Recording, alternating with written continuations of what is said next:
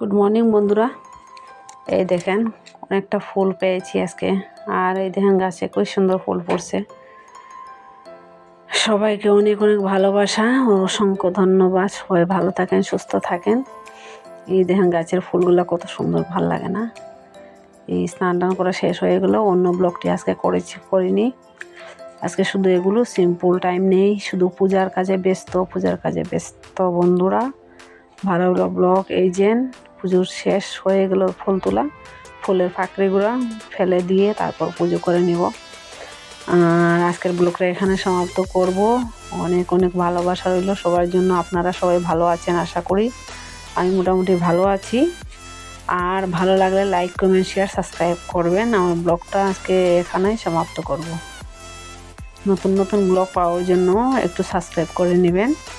Sabita Sen family ব্লগে আপনাদের সবার স্বাগতম, শুভেচ্ছা ও ভালোবাসা রইল।